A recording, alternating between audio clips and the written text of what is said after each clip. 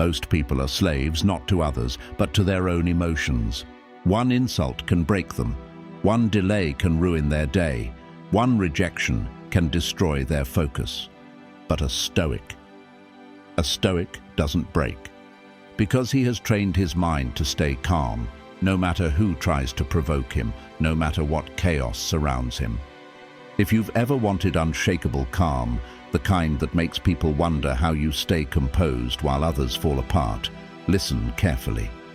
And before we dive deep, subscribe now if you want to master discipline, self-control, and Stoic strength. This channel is built for those who refuse to stay weak. Now, let's begin. 1. Control what you can, ignore what you can't. The first principle is the foundation of all Stoicism: control. Epictetus said, "Some things are in our control and some are not." When you truly grasp this, anger dies. Anxiety dies. Imagine you're stuck in traffic. You can curse, slam the steering wheel, or complain about how unfair it is. But does it change anything? Number.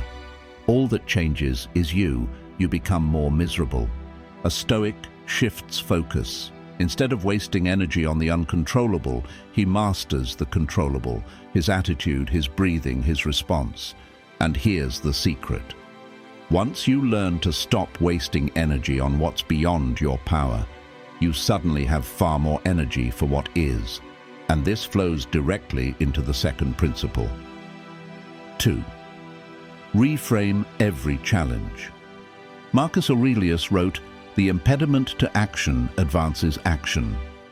What stands in the way becomes the way." Every obstacle can be fuel. When someone insults you, most people hear an attack. A Stoic hears training. "Good," he says, "let me practice self-control." When life slams a door, most people see failure. A Stoic sees direction. "Good, now I know where not to go." This reframing is power, because the same event that breaks someone else builds you. And if you can see challenges as opportunities, you never lose. Which leads to the third principle. 3. Emotions are visitors, not masters. Most people let emotions dictate their actions. Anger speaks, they obey. Fear speaks, they freeze. Desire speaks, they chase blindly. But a Stoic observes emotions like passing clouds. He feels them, but doesn't become them. Anger comes, let it sit in the waiting room. Fear shows up, fine, acknowledge it, but don't give it the keys to the kingdom. Calmness comes from distance, from remembering, this feeling is not me, it will pass. And when you can do that, you suddenly hold the upper hand in every conflict, negotiation, and decision, because while others are ruled by storms, you remain the mountain. And the mountain mindset prepares you for the next principle. 4. Practice voluntary discomfort. How do you stay calm in chaos? By training in chaos before it arrives. Seneca practiced sleeping on the floor, wearing rough clothes, eating simple food. Why? To remind himself that even in discomfort, he was still okay. When you push yourself into controlled hardship, cold showers, fasting, training hard, you build a mind that doesn't panic when life throws discomfort at you. The man who has rehearsed hardship stays calm when hardship comes. And this is why discipline and calmness are twins. You cannot have one without the other, which connects us to the fifth principle. 5. Detach from ego. Most people lose their calm because of ego. Someone disrespects them, and pride erupts. Someone disagrees with them, and they must win the argument. But Marcus Aurelius, Emperor of Rome, reminded himself daily, "You're not special. You're just a man." When you detach from ego, insults lose their bite. Criticism becomes feedback. Disrespect becomes meaningless noise. Calmness is impossible if your ego is fragile. But when you stop needing validation, you become untouchable. And this untouchability deepens with the sixth principle. 6. Memento mori. Remember death. Nothing calms the soul faster than remembering mortality. When you realize that every insult, every delay, every petty argument will vanish the moment you're gone, you stop reacting.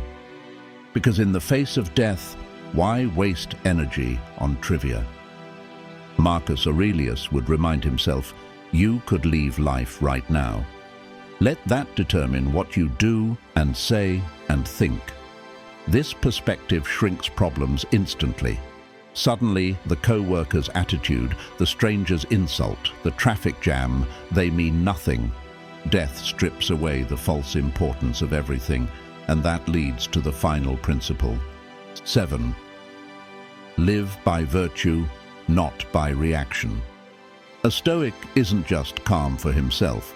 He's calm because he lives by a code. Instead of reacting to every situation, he asks, what's the virtuous response here? Is it wisdom? Is it courage? Is it justice? Is it self-discipline? When you live by principle instead of impulse, calm becomes automatic, because you no longer ask, how do I feel, but what's the right thing to do?